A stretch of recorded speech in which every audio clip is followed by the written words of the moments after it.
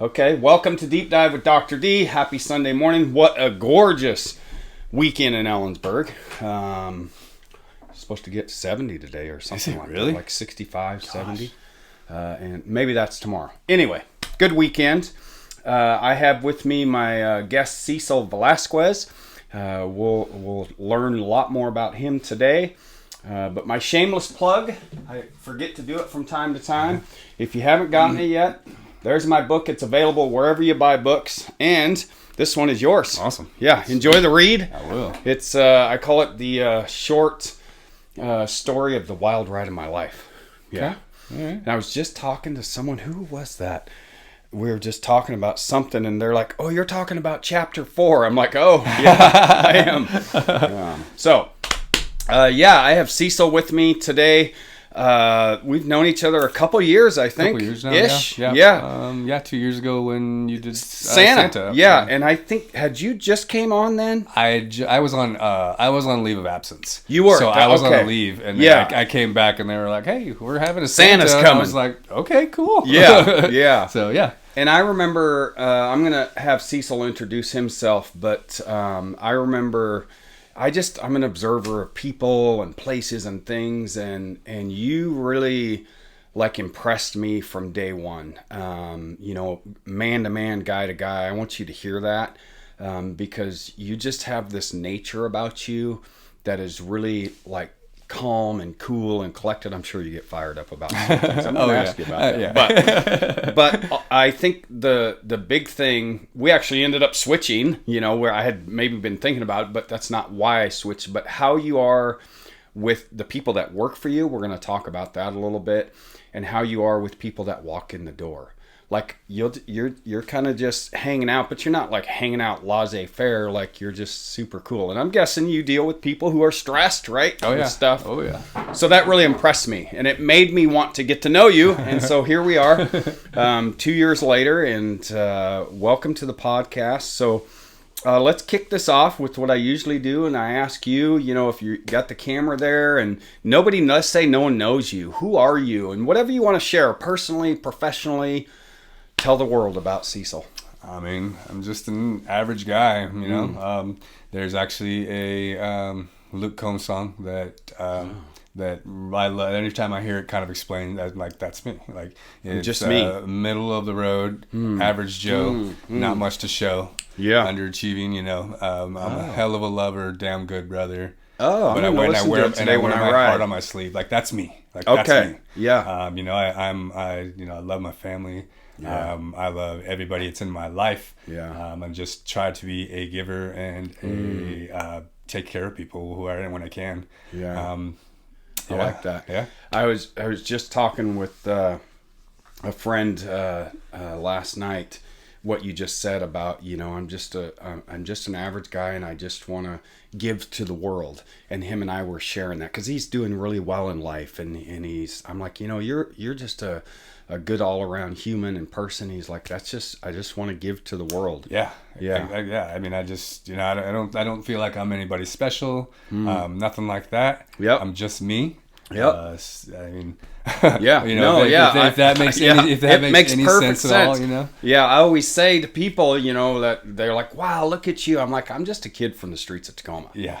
Who was dealt a pretty crappy hand, 100%, right? yeah. Right. Yeah. And I've been fortunate to get up and out, and so I want to live my life, Katrina and I, and give back to the world in positive ways. Yeah. I mean, you'd see people probably see me and be like, "So you're store manager at T-Mobile, you're you're nothing, it's nothing special."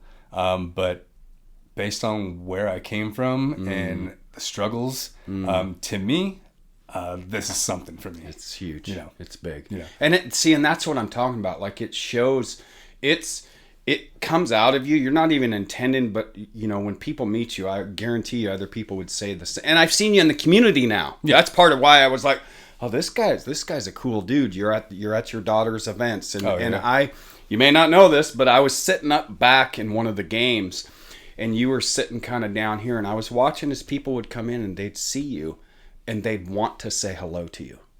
That's that's pretty fucking cool. Yeah. Right. Yeah. Again, for guys that have came from some places to totally. be to people want to say hi to us. 100%. That's pretty good. Yeah. Okay. So tell us about your family. Family. I have married. I have a wife. We started dating in 2017. We got married in 2019. She had a 6-year-old little girl when we first started dating, and she has a son as well. But he lives on the west side with his dad. We all quickly became a little family. At 10 years old, I adopted Brooklyn, and we just she's gonna be she's 15, she'll be 16.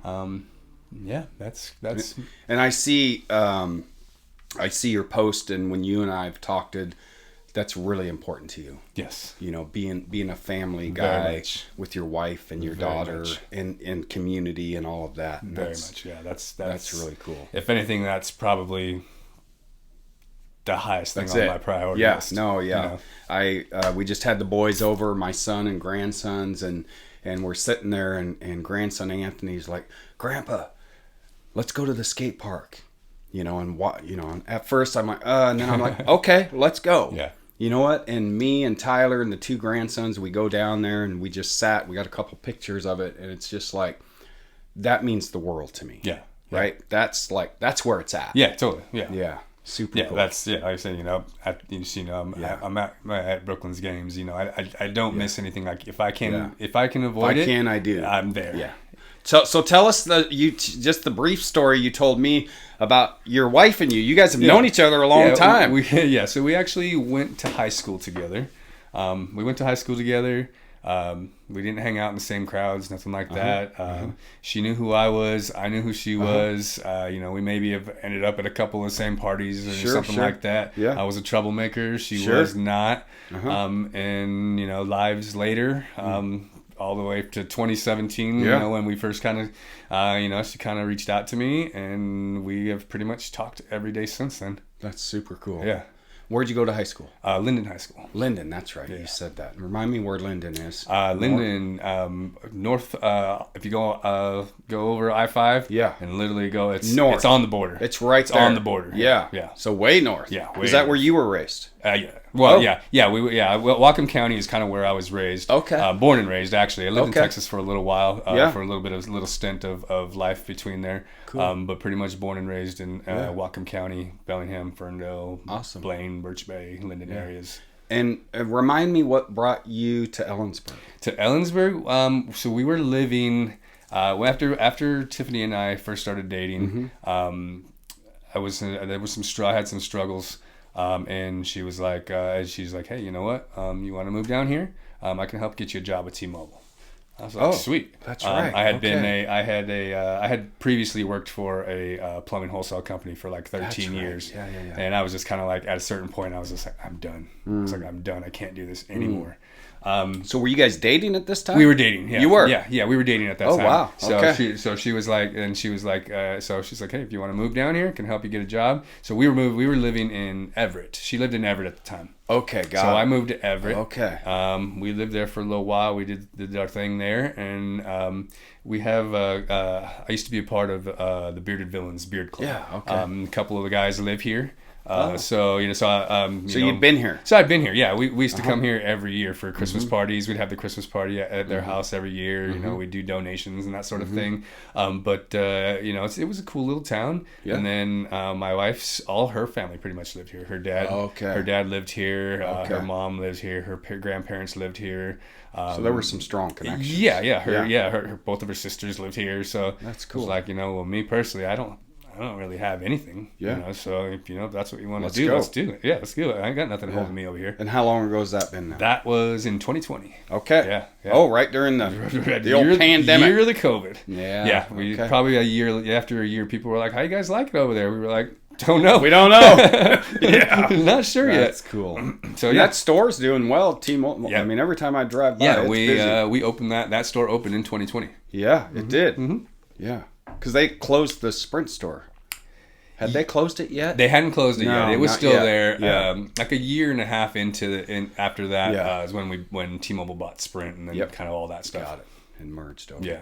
Okay. Yeah. I always like to hear, how people land in Ellensburg, whether they're, 5-time generation, Yeah. I was born and raised here, or I hear a lot of, I was born here, I left. I think of my friend Andy Rossback, generations of family here. He left, lived in Portland, I think it was, came back. I hear Katrina's story is one, she came here, there's a lot of these, came here to go to school and never left. Oh, yeah. Yeah. Yeah, I mean, it just working for T-Mobile, I see so many people like, what are you doing here? You go to school here? Like, no, I did. And then I'm still here. Still here. Yeah, my plan 25 years ago, I came here to be closer to my son, who had moved to Yakima with my ex-wife and came here with Fred Meyer. And it was not, I didn't have any plans, but here it is. Here we are. I love Ellensburg. Yeah. It's cool. It's a nice little town. Yeah. Let's do a question. Sounds good. All right. It's almost like homework. Does it feel like that when I send the questions? I've never asked. No, not really. Does it cause you stress? Maybe at first. A little when you see them? Yeah. And then I was kind of like, okay. I try to frame it like it's just going to be you and me talking. Yeah. They kind of help guide us. So let's do this. You've lived a full life and you've built something meaningful for yourself and your family. When you look back, what moments or lessons shaped who you are today? Probably a couple different things I can think about as I was young, like teenager. One, probably the first time, I was in trouble all the time. Okay. I was in trouble all the time. In and out of juvie. I think you and I ran with the same crowds. In and out of juvie. I was in Tacoma. You were up in Linden. Yeah. People don't think they're like, oh, you're in Linden. What are you, like, just a small little quaint Dutch town? Like, I get that. But so you were running. I'm gonna find trouble. Yeah. Okay. We're gonna find trouble. If you want to find trouble, you're gonna find it. So I was in and out of juvie. And it was cool. It was all right. It was whatever. My dad would bail me out. Oh, it's okay. My dad's gonna bail me out. Oh, okay. And then I kind of got in trouble a second time for kind of one of the same offenses, and they were like, the judge was like, okay, and my dad was gonna bail me out, and my oldest sister was like, Dad, no, let him think about it. It's just so. I sat there for. So you didn't get the call. No. Velasquez, you're out. Yeah, exactly. You know that sound, right? Yep. So it didn't come. So no, it didn't come. So I was there for 9 months. They sent me to what I always call a kiddie prison. Nacelle youth camp, I think is what they called it at the time. So that kind of really was like, whoa. Okay. I was like, all right. At that time, I think I was 15 because I turned 16 in there, and still kind of like, oh. So that was kind of a little bit of an eye opener. Yeah. And then not long after that, I was trying to figure out myself. Sure. I was trying to, I was 16, 17. I was, going to be 18. Now, the years are going by, and at 16, not long after that, I went to visit my mom in Texas, and I got a phone call that my best friend had been shot and killed.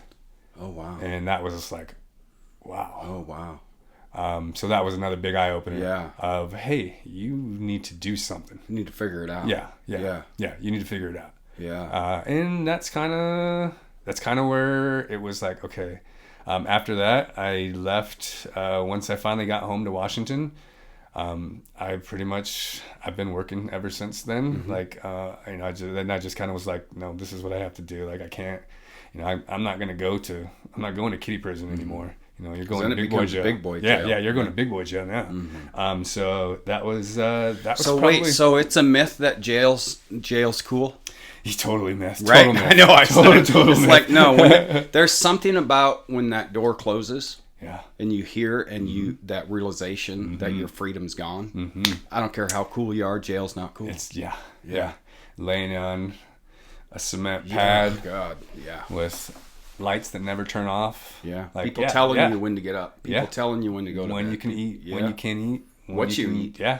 Yeah. It's that was a big those two. So those probably... 2 times when your friend died, when your sister said, "Dad, no more." Yes. Right? Held up a mirror for your dad saying you're not helping him. So you spent 9 months.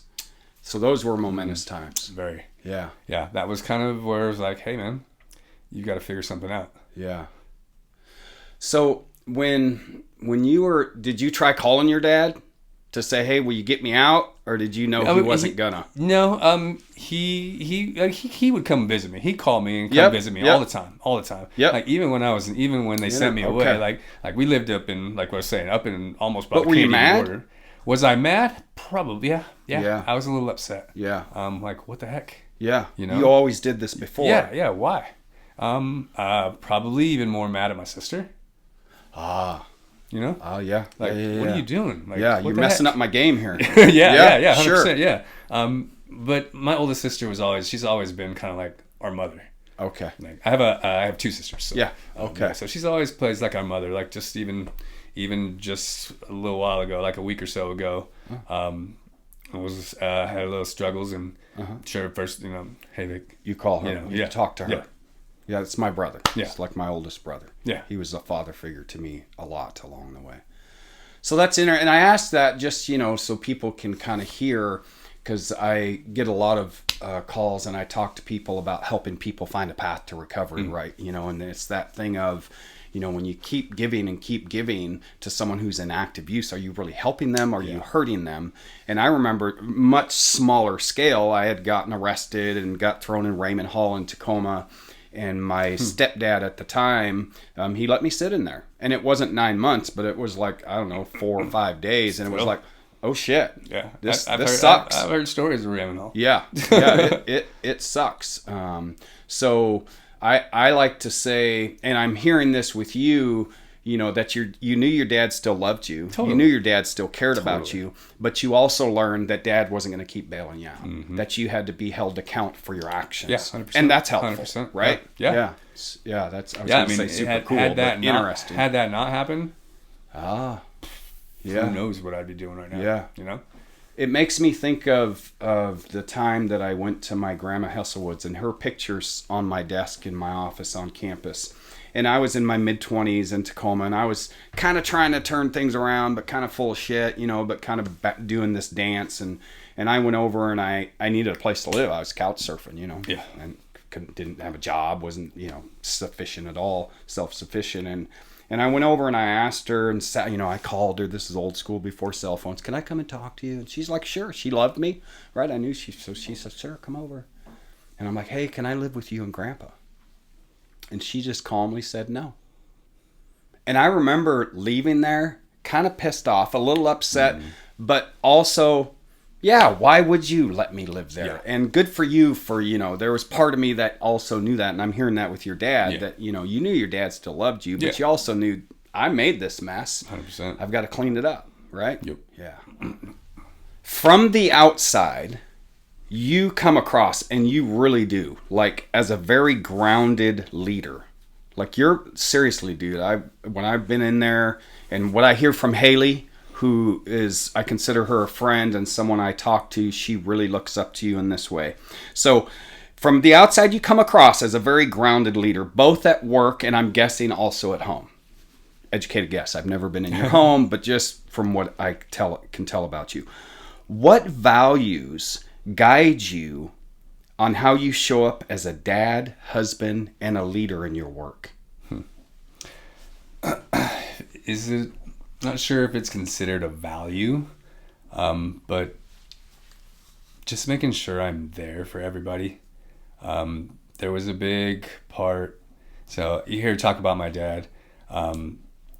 My dad was my hero, don't get me wrong. Okay. And not to downplay my dad at all, but he, and then that portion was like my younger year portion. And then after a certain point, dad wasn't there.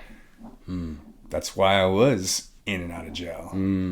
So adult years we're talking now? Yeah, once I turned probably 11, 12. Okay. Oh, wow. Yeah, not even adult years, like okay, 11 or 12. So yeah, you were young. Like that's kind of, that was, he had his own problems. Okay.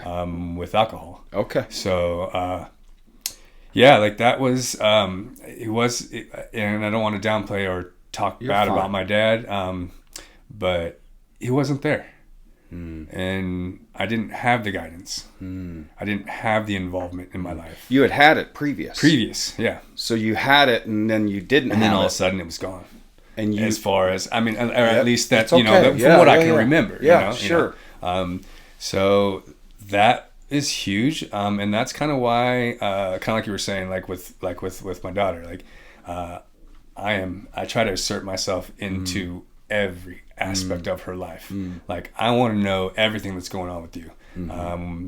Everything. I want to know how's your grades. I want to know how you're doing in sports. I want to be there. I want to, and same thing with my wife. I just want to be there for everybody. I just want to be there and make sure that I'm not leaving you guys.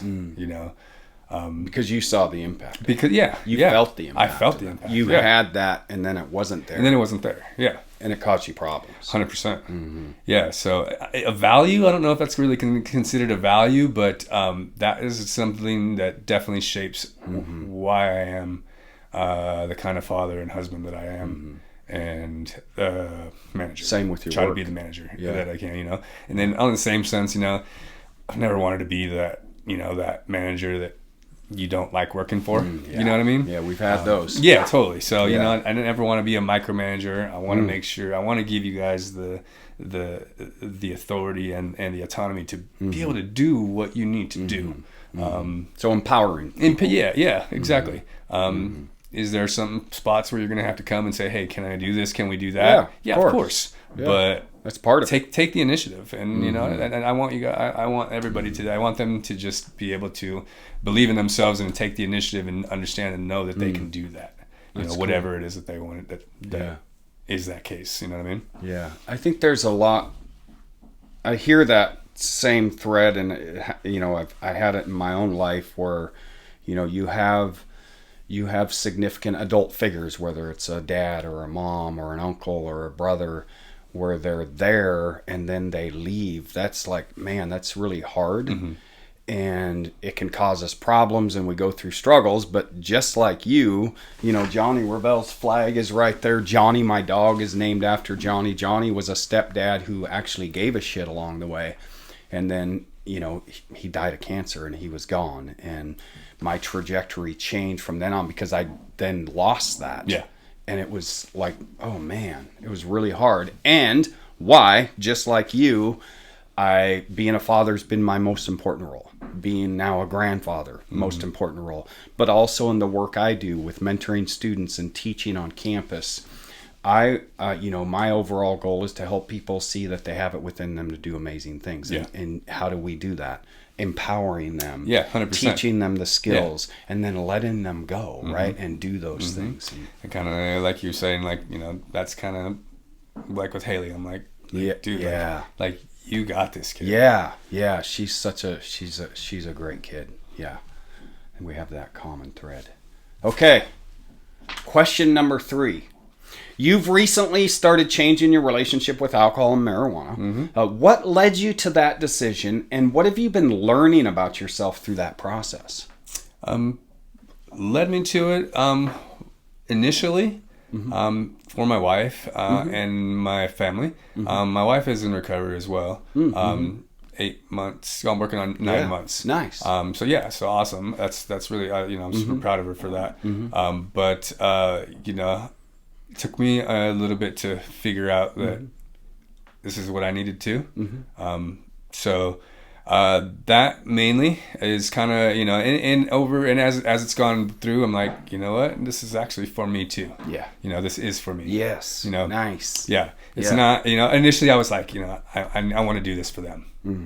But now I'm like, yes, I want to do this for them. Yes. But now it's for me too. Yeah. Nice. So that's kind of what initially started it. But and it's only been a few weeks. But hey, I'm gonna flip this. It's been a few weeks, and how great is that? It's not only been a few weeks. It's been a few weeks. Yeah. Like, how cool is that? Yeah. So, alcohol, I shouldn't say I didn't really have, it wasn't hard for me, because I've definitely had my battles with alcohol. I had some really big battles with alcohol. I was one of those guys that was at a certain point, not recently, but before me and my wife started dating, I was the guy that was, I would go to work. I was a sales guy. A sales guy. Oh, I'm gonna go hit lunch. Go to Buffalo Wild Wings, get some lunch. I can have a beer with lunch. Yeah, why not? Yeah, I'll have another one. Yeah, sure. And next thing I know, it's 4:30. I'm like, wow, shoot. Well, all my stores are they're getting ready to take off. So yeah, might as well go home and go back to the stomping grounds and finish it off. So I'd go back to the local bar from where I was staying at. Go to the local bar, turn it down. Close it down. Maybe go to a bartender to go hang out with the bartenders or some people, some people from the bar after hours partying. Get up, do it all over again, and it was a cycle. It was just a big cycle. God, yeah. And so I don't want to say that it wasn't a struggle for me. Sure. But I was able to be able to get I don't know if there's such thing as a healthy relationship with alcohol, but here over the last 2 years, 3 years, it's not healthy because I was drinking every single day. But I was that guy. Yeah, I was that guy that I could go. I could have 2 beers. Great. And just be like, yeah, cool, I'm done. A couple months ago, I took my stepson back to drop off on the west side. That's where we do, because my wife had to work, and I was like, oh, okay. So I told her, hey, I'm going to stop at the Nike outlets in North Bend. So I did, and then I hit Clay. I'm finally coming back hitting Clay. I was like, I'm going to go to Drew Brew. But I was that guy. I could go, and I was like, I'm just going to have a beer. I drank a beer and went home. Cool. I said, I don't know that it's considered healthy, but that's kind of where I was at. Yeah. But in the same sense, every single day was, it's still it's a problem. It's a problem. Yeah. I appreciate you sharing that. You and I had coffee recently, and we talked about this for you, and sharing your wife's in recovery. And for anyone listening out here, I always like to point out when I hear this from other people, it's not just me. Number one, harm reduction works. There's a term in the recovery arena, harm reduction, and you're a great example of that. You reduced your drinking from what was problematic drinking levels to, I can have a beer and good. Great. That's called harm reduction, and it's a beautiful thing. The other more important one that I appreciate that you shared, I didn't ask him this, I didn't know he was going to say this, is that, and this happens all the time. So first let me start with the meme we see. And I don't agree with it. It's a myth that nobody's going to get sober unless they want to. Nobody's going to quit using unless they want to, blah, blah, blah. Now, let me argue the myth. Here's the myth, is that most people change their relationship with drugs and alcohol because of some external crisis, force, whether it's family, the courts, something, physical health, right? That's an external motivator to get sober. That mine was, I was afraid to death of going to prison. I didn't necessarily, doing meth was like, yeah, I should probably do that, but quit smoking pot or quit drinking, I don't know. Yeah. But I did it because of that external motivating factor. And you just said it. Your wife, she's getting sober, and you're like, oh, if my wife's doing it, I might want to consider. And then you said it. As we get in this process of recovery, we realize, oh, and this happened for me. This feels good. Oh, shit. I'm not going to jail anymore. My probation officer doesn't want to see me every fucking week. My family wants to see me. Then it's transitioned to that internal. Yeah. So, right? Isn't that a fascinating thing? 100%. So good for you. Yeah. And marijuana, that's my problem. That's my struggle. Right there. That's my struggle. I mean, the first time I ever tried marijuana, I was 10 years old. I was 10 years old, living in Texas when we lived where we lived. I had a little buddy that we always used to hang around with. He had a brother that was probably a few years older than us. Yeah. Had a little plant growing in his window. Yeah. Oh, yeah. He pulls something. He's like, "Hey, you guys, go smoke this," and we did. Yeah. And I probably have. I'm gonna be 48, and I've probably smoked marijuana better part of 38 years of my life. Long time. Yeah. Yeah. And for the longest time, I was like, why? It's not a problem. Yeah. It's not a problem. There's nothing wrong with it. Doesn't hurt anyone. Yeah, it don't hurt anybody. me. It's not hurting me. Yeah, I'm fine. I don't go to jail. I can function. Yeah, I still function. You know, Sure. I'm still good. I still get up. I still go to work every day. I still, I'm still involved with my kid. I'm still involved with my wife. I still do anything and everything that we want to do if we need to. It doesn't hurt me. Yep. But yeah, kind of like you said, like you were just saying, like after a while, I'm like, no, this actually feels really good. Yeah. And that one is the surprise for me, because not really a surprise, but that's where I struggled. Yeah. That was my struggle. Yeah, that's super cool. Yeah, I kind of like you, I was the guy who, this is way back when I'm in my early 20s, and before I met heavy drugs, I drank and smoked pot, and I even smoked cigarettes, and I was like, I go to work, I'm not hurting anyone. Yeah. What's the problem? But, once I discontinued use of everything, I went, oh, number one, I'm saving a lot of money. That's pretty cool, right? Yeah. Number two, I wake up with a pretty clear head now, you know, and all of the things that then come after that, we find the value in that, maybe I don't need this. It's crazy that, that's just kind of like you said, you're like, oh my God, like, I realized, obviously I knew how much money I was spending. Yeah. But it didn't really click. Mm-hmm. Yeah. So, at a certain point, I have like we have like so I have like my own little slush fund that I would have, and a little card, my wife would set up a little direct deposit for, the part of my check, a little bit of my check goes into a different card for me. Great. And I was always, every time I'd get paid, I'd be like, oh, gotta go hit Firehouse. Yeah. Gotta go hit the Firehouse. Yeah. And so then that funds were gone, and I was like, dang. Yeah. And then the first time after these first couple for these 3 weeks, I was like, I got money. Dang, I still got money in there. Like, what the heck? Yeah. So cool. You don't you realize, but you don't realize. Yeah. Well, good for you, and I appreciate you, being willing to talk about that. I think it's good for people to hear. Like, I'm big on everyone's walk is everyone's walk. Yeah. Your walk is your walk. I'll always be here to support you. Yeah. I'm telling you that on this recording. I don't care what, I think the more of us, even within the recovery community, that have more open minds to what different paths of recovery can look for different people, the more lives we're going to save. Yeah. So good for you. Super cool. Last question before our 2 closing questions. This has been really cool. I really, really appreciate this. You've talked about, and this is the other thing, that you get a sense about you when you first interact with you, and it's what's like, this guy's got this. You've talked about having gratitude for your journey. Okay? Even with the past, that wasn't always easy. Like, you and I have some similar paths, right? Crazy childhood, a lot of problems as kids, even navigating adulthood hasn't always been easy, right? How has that perspective shaped the way you approach growth and change today? Well, I'm a very firm believer that everything happens for a reason. Everything happens for a reason. Can you repeat the question for me again? Yeah. You've talked about having gratitude for your journey, even with the past that wasn't always easy. How has that perspective, that having that gratitude for the journey, how has that shaped the way you approach growth and change today? Like, how does it, when you're mentoring or managing or being a dad, how does being in those roles, how has that been shaped by your past? Again, kind of just trying to be there for everybody, making sure that I'm available, making sure that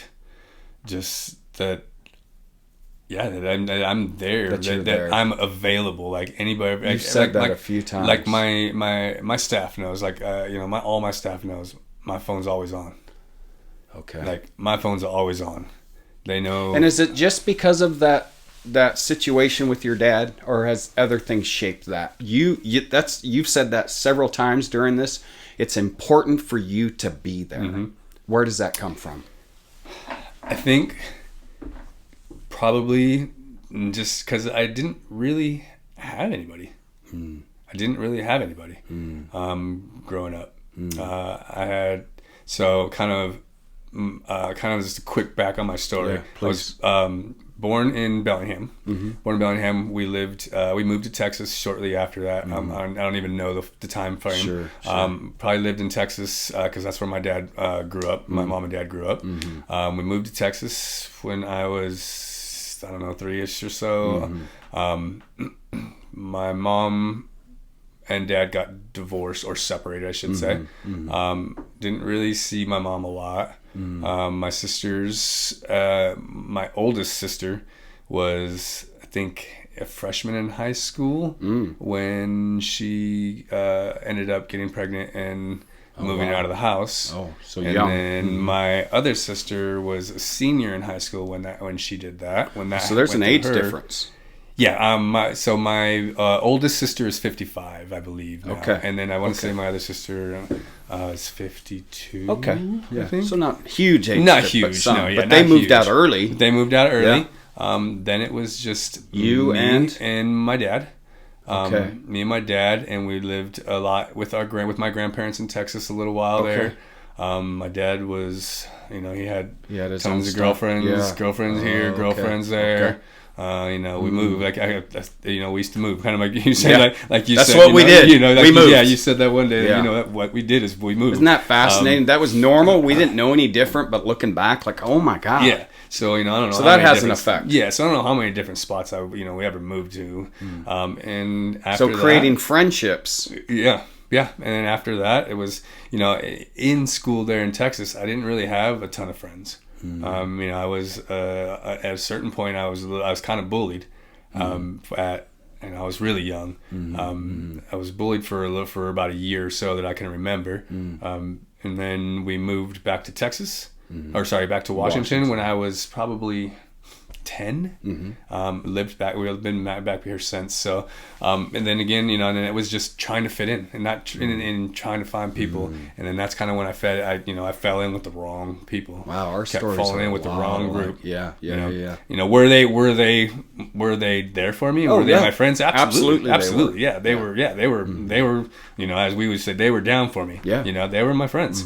But Also came with that, the problems. Yeah, 100%. So I think just in general, like just kind of like that's my whole.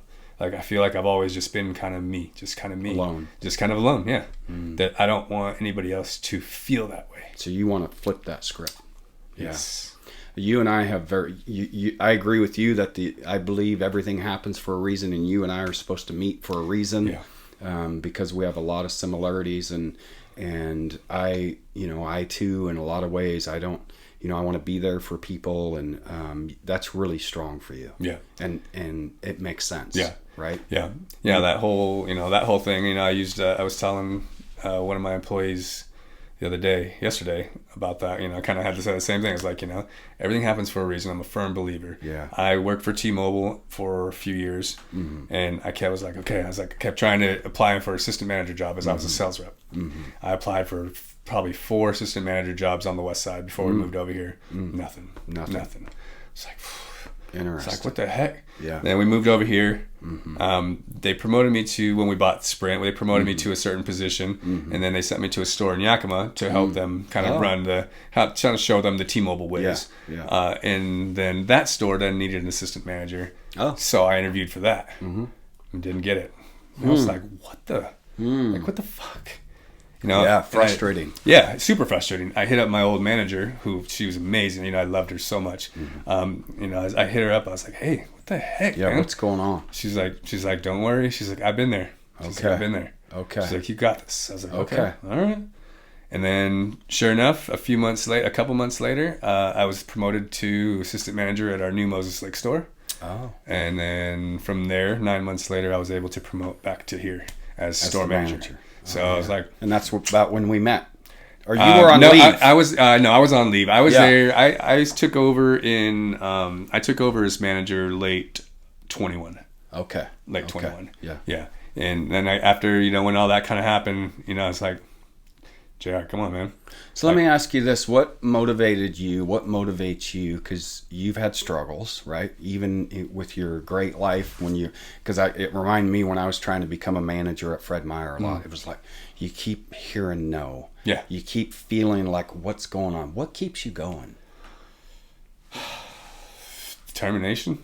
Okay. The drive, I guess. Yeah. Yeah. The want to do better. Okay.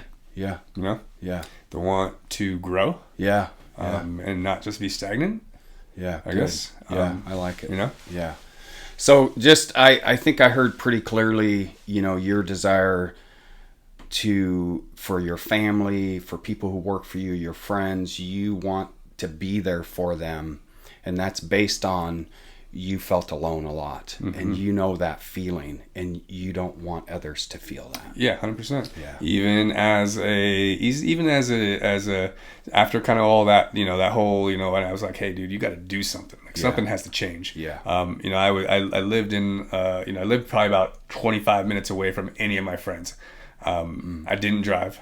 I didn't have a license, so nobody wanted to drive all the way out there to pick me up, you know. So I just kind of, I was isolated. I was out there in this small little town, way smaller than Ellensburg, maybe a little bit bigger than Kittitas. Wow.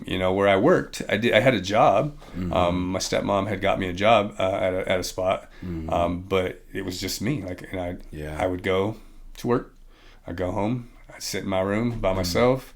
My dad, and my stepmom were doing their thing. Yeah. It was, I always felt alone. Always felt alone. So I think that's, that's huge for me. Yeah. Okay. Thank you for sharing that. Yeah, of course. That's a powerful message that you have chosen to mentor and be a dad and be a husband and be a manager in a way that people can count on you.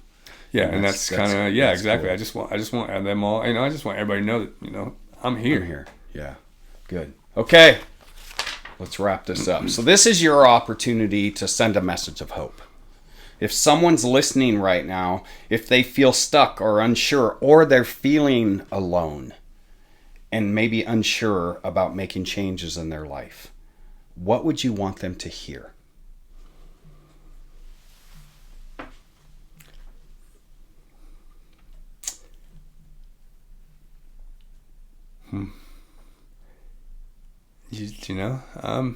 What were you longing for?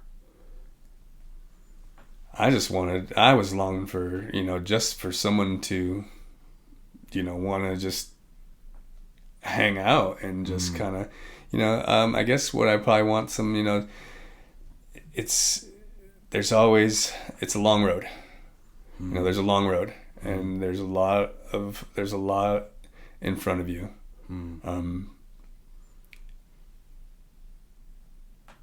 It doesn't have to be difficult, but there's people there. People are there for you. People are out there. I'm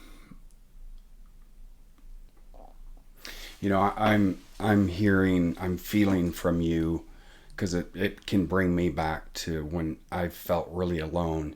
It can be kind of difficult because when you're in that really lonely space, the thought of reaching out is really hard. Very hard. Right? Yeah. The thought of, is this going to get better? Yeah. Is like, I don't know if it's going to get better. Yeah. And it reminds me, I've said it several times as I've had conversations with people on this podcast. It was just a few blocks over here where I was just completely depressed, full of anxiety, and felt like my life was over.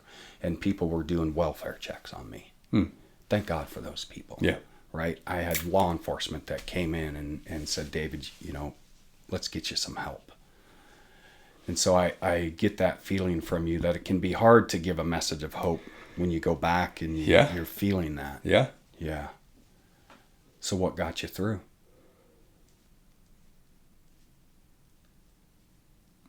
Just, Who? Think of the people who helped you.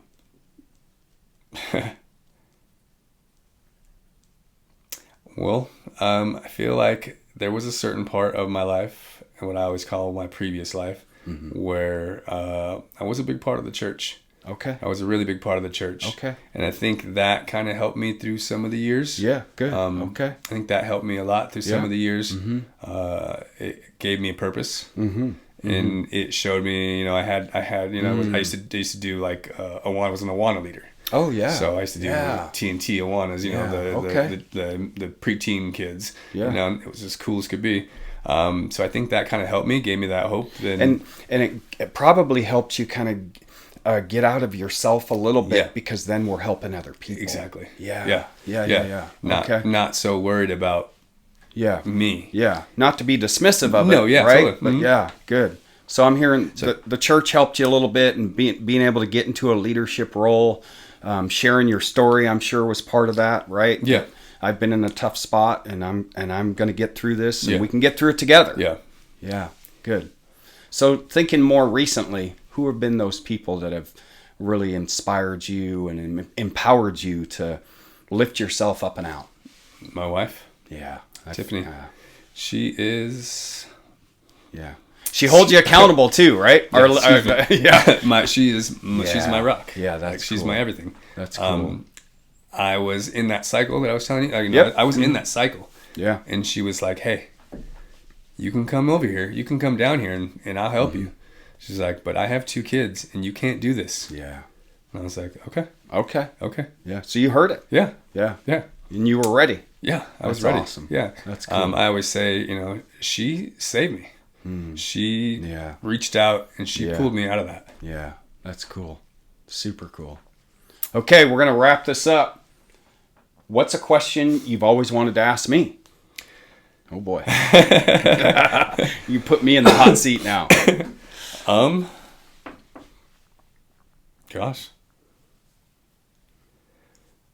I guess, I not knowing fully kind of everything that of your journey and what you've gone through. What kind of got you through all this? Boy, this is, just when I you've asked got you the last how many question, years? 19. Yeah. If I go way back, and I can be right where you emotionally when I asked you that question about when I was in the dark spaces, man, it was really tough. But for me, it's been, I say people, places, and things, or moments in time. Like when, I hope he hears this, Officer Ray Cedeno, he's with the Ellensburg Police Department. When some of my friends, Katrina was one of them, we were just friends doing welfare checks and having the police come check on me. When he came in and he got on a knee, because I was just laying there just like, and he looked me in the eye and he showed me humanity. He's a cop, but he wasn't being a cop. Yeah. When people have been able to be human with me in a way, and I've been able to receive that, dude, that's helped me. My son, who's like, he lives his life in a way like he struggles and goes through life, and he's a dad. Like, I admire him as a dad. He's helped me a lot in ways that he probably doesn't know. And just like you, Katrina, we were all sitting down there chatting, and her drive and passion for life helps me to want to keep doing that for myself. Yeah. And things like this, dude, like this is the gold for me. Yeah. This is the gold. So I say people, places, and things, but really those people along the way. I'm thinking career-wise, Kevin Roof, who's now retired from Fred Meyer, he gave me a chance years ago. I was early recovery. I was a convicted felon from 1995 to 2010. And in 1998, he got approved all the way to the top to hire me. He saw in me something other than what a piece of paper said. Yeah. That shit fuels my fire to want to do what? To lift other people up and out. Yeah, that you said, he gave you a chance. Like, I always say that if people didn't give people second chances, I would be nowhere. Yeah. You're nowhere. Right. Yeah. Yeah. Yeah. I would be nowhere. Yeah. Not that I'm anywhere, you know, Yeah. prominent, No, nothing, I hear but you. I would be Yeah. I would be nowhere. Yeah. Yeah. You know, you say kind of like your son, you know, like the same thing, like Brooklyn, like my daughter, Yeah. she, you know, she probably doesn't realize it, but I needed her, Yeah. you know. Yeah. Super cool. This has been great. Thank you for joining me. Yeah.